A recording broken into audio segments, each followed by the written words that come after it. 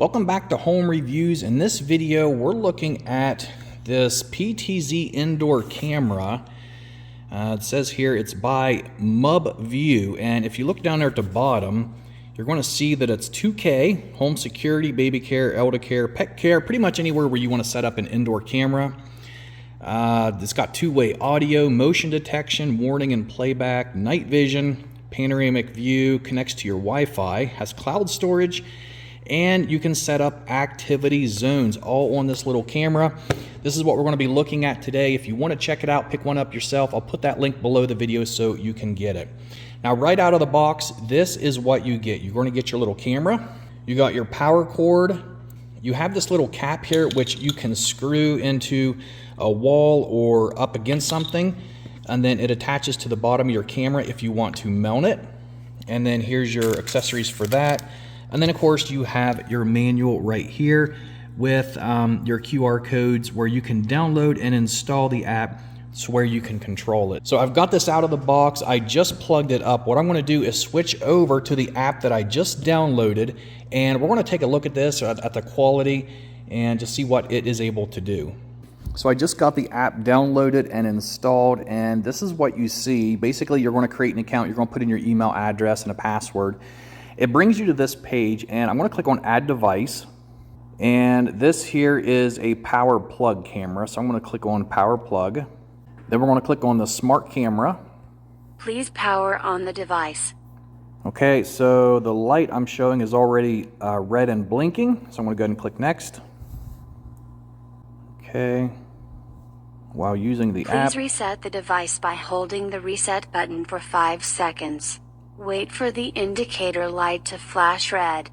Alright, so I couldn't find a reset button on this, so I just unplugged it and plugged it back in. It looks like that it's resetting it, and the red light's blinking again, so we're going to go ahead and click Next.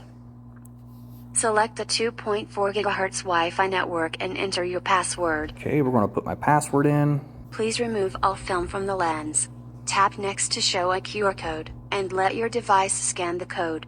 Keep your phone 5 to 8 inches from the lens. And let's click Next. I got a QR code, and let's see if it'll scan it here. And that was fast. There was a big beep. That was really fast. We'll click Next. Connecting. Please wait a moment. All right, we're going to give it a minute here to connect, which it just did, and we can see that we are online now. So I got a green dot glowing on my camera, and let's go to Next. Avoid facing the road or crowded places. Click Next.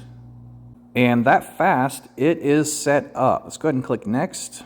Choose a family, select a room. We'll just say living room. Click Done. Okay, Next.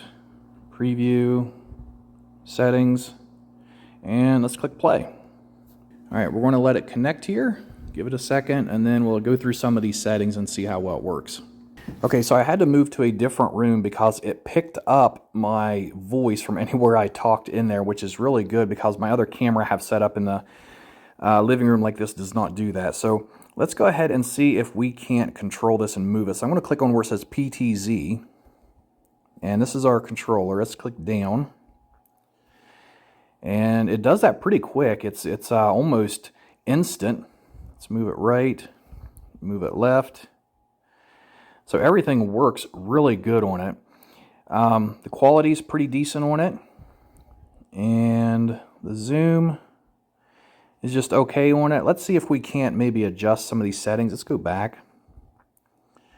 Go into our settings. Let's see what lens switch is. Okay, so this is if you have multiple devices, which I don't. I only have one, so we're just going to go ahead and go back into this one. And then here you can see there's an option for a screenshot. There's an option to hold and talk. So you can do a two-way audio. You can record what you're currently seeing. Motion detection, we'll look at that here in a minute. But first I want to change the quality of this. Let's click on the picture, and you can see where it says SD in the bottom right. I'm going to click on that and change it to Qhd. Okay, so there's Qhd quality. Let's make the screen bigger, so you can see that, and then we'll switch it back over to SD, kind of get a comparison. and you can see the difference between it. So the SD, everything kind of has a slight blur to it. So it definitely make it a little more difficult to show faces and stuff close to the door clear back there. But we switch it to HD, and we can see that clears it up some. And we'll go to QHD, and I don't see a huge difference between that and the HD, and I still wish it was a little more clear than this, even trying to read the Merry Christmas sign over top the fireplace. And if you try to zoom in at all, it's still rather blurry. The lights on the tree are blurry. But if you're wanting to use this in a closer space, maybe a smaller room, you can see how things closer to it are much clearer. And so that might be ideal for that, especially with having the two-way audio on there. And then you can see your options down here where you can control, turn your microphone on or off, adjust the sound on or off. So if we flip the phone back over, let's go to motion detection, and you can set it for low, medium to high. It looks like there's a custom mode, or you can set it to record 1, 2, or 3 minutes. And then you can also set an area of where you want it to record if it catches motion. So this is always nice to have. Maybe you got something going on in one part of your room that's always has motion, and you don't want it to pick it up. So you could go here and you could just fill out the areas that you want it to record in and not have to worry about it. Okay, and then if we go over, there's also an album here, which this keeps all of your history here, like the pictures and stuff that you take. And then if you have access to the cloud here, which you can activate also, then everything will be stored here in the cloud.